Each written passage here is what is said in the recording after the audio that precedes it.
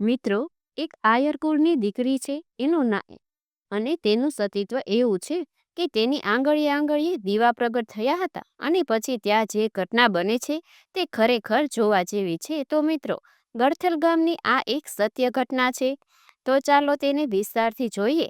મિત્રો, નાનું એવું પંખીડાના માળા જેવડું ગળથલ ગામ છે અને આ ગામમાં એક આયર કુળમાં એક તેજસ્વી દીકરીનો જન્મ થાય છે અને તેનું નામ મીણા રાખવામાં આવ્યું છે. અને ત્યારે પોતાના બાપની હારોહાર કામ કરાવતી આ દીકરી ધીમે ધીમે મોટી થતી જાય છે. અને આ ગળથલ ગામ છે અને ગામ પછી વચ્ચે એક નદી આવે છે અને આ નદી પાર કરીએ ત્યારે મીનાના બાપુનું ખેતર આવેલું છે. અને આ નદીમાં આમ તો પાણી હોતું નથી, પણ ક્યારેક ક્યારેક ચોમાસાની ઋતુ આવે ને ત્યારે વરસાદ સારો પડે ત્યારે આ નદીમાં વહેણ આવે, બાકી તો આ નદીમાં ખાસ પાણી આવતું નથી. અને તેથી આ મીણાબાઈ પણ પોતાના બાપુજીની સાથે આ નદી પાર કરી અને પોતાના બાપુની વાડીએ કામ કરવા જતા હતા. અને આમ કામ કરતા કરતા મીણબાઈ હવે મોટા થઈ ગયા છે અને જ્યારે તે જુવાન થયા ને ત્યારે તેમના બાપુ હવે આ દીકરી માટે સારું એવું ખોરડું ગોતી રહ્યા છે કે મારી દીકરીને ક્યારે કોઈ વાતે દુઃખ ના પડે એવું ખોરડું મારે ગોતવું છે. પણ મિત્રો, આ મીણબાઈ તો માતા ખોડિયારના પરમ ભક્ત છે અને પોતાના કામકાજ પૂરા કરી અને જે પણ ટાઈમ મળે તે સમયે તેઓ માતા ખોડિયારના નામની માળા જપતા, કેમ કે તેમને બાળપણથી જ કુળદેવી માતા ખોડિયાર ઉપર પૂરો વિશ્વાસ હતો કે જ્યાં સુધી મારી ખોડિયાર બેઠી છે ને ત્યાં સુધી એની દીકરીને ક્યારેય દુઃખ નહીં પડવા દે. અને ત્યારે એકવાર મીનાબાઈ માતા ખોડિયારને બે હાથ જોડીને કહે છે કે હે માળી, મારા બાપુજી રહ્યા ને એ ખૂબ જ ચિંતામાં છે, કેમ કે એમને તો મારા માટે સારું એવું સાસરું ગોતવું છે પણ એમને મળતું નથી. તો હે મારી ખોડિયાર, માળી તું જ ગોતી લાવને તો મારા બાપુની દોડધામ મટી જાય, કેમ કે તારા ખોડેલા સાસરામાં કોઈ પણ પ્રકારની ખોટ ના હોય. અને જો મને ખોટ નહીં પડે ને તો મારા બાપુ કોઈ દિવસ દુઃખી નહીં થાય અને તેઓ પણ ખુશ રહેશે. અને ત્યારે કહેવાય છે ને કે માં ખોડિયારની કૃપાથી મીણબાઈને સારું એવું ખોરડું મળી જાય છે અને તેના બાપુ તેની સગાઈ કરી નાખે છે અને સારું મુહૂર્ત જોડાવી અને મીણબાઈના લગ્ન કરાવી દેવામાં આવે છે. અને ત્યારે માતાજી ખોડિયારનું નામ લઈ અને મીણબાઈ પોતાના જીવનની શુભ શરૂઆત કરે છે. અને આમ કરતા કરતા અમુક દિવસો વીત્યા અને મીણબાઈના કોખે દીકરાનો જન્મ થાય છે. અને તેથી હવે તો તેમના સાસરિયા પક્ષવાળા તો આ મીણબાઈ પર ખૂબ જ ખુશ થઈ ગયા છે અને હવે તો આ મા દીકરાને ક્યારેય એકલા મૂકતા નથી અને બંને સાસરિયામાં બધાનો સૌથી માનીતા છે. અને ત્યારે મીણબાઈ માતા ખોડલને પ્રાર્થના કરતા કહે છે કે હે મારી મોમડિયાની આય ખોડિયાર, મારી આજે તારા કારણે મને સારું સાસરું મળ્યું અને સગા મા બાપ જેવા સાસુ સસરા મળ્યા અને તારી કૃપાથી દેવ જેવો દીકરો મળ્યો. તો હવે તારી પાસે કંઈ માગવું નથી. અને આજે મને એક વાત તો ખબર પડી ગઈ છે કે જેના ભેગી મારી ભેડિયાવાળી ખોડિયાર હોય ને તો પછી એને તો કોઈ દિવસ કોઈ વાતે ખોટ ના પડે. અને આમ કરતા કરતા અમુક દિવસો વીત્યા અને આજે મીણબાઈને પોતાનું પિયર સાંભળ્યું, તેથી તેઓ પોતાના દીકરાને લઈ અને પોતાના પિયર તરફ નીકળ્યા છે. અને ચાલતા ચાલતા બાપુજીનું ઘર આવે છે અને એ હળિયા કુટુંબના દીકરી કે તે દિવસે પોતાનો નાનો દીકરો ઘોડિયામાં બહાર આંગણામાં સુડાવ્યો છે અને મનમાં વિચાર આવ્યો કે મારા બાપુજી જ્યારે પણ વાડીએ જતા ને ત્યારે હું નાની હતી ત્યારે આંગળી પકડી અને તેમની સાથે જતી હતી અને એ વડલાની નીચે કેટલા હિંચકા ખાતી અને હવે તો કેટલા દિવસો થઈ ગયા પણ હું વાડીએ તો ગઈ જ નથી.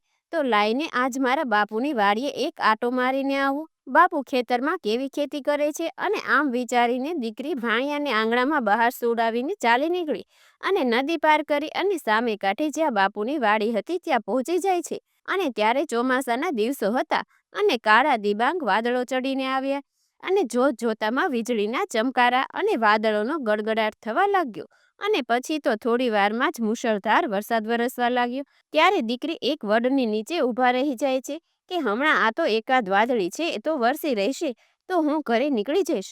પણ વરસાદ તો બંધ થયો જ નહીં અને બને એવું છે કે નદીમાં પૂર આવી જાય છે અને જોત જોતામાં નદી ગાંડી તૂર થઈ જ વહેવા લાગી.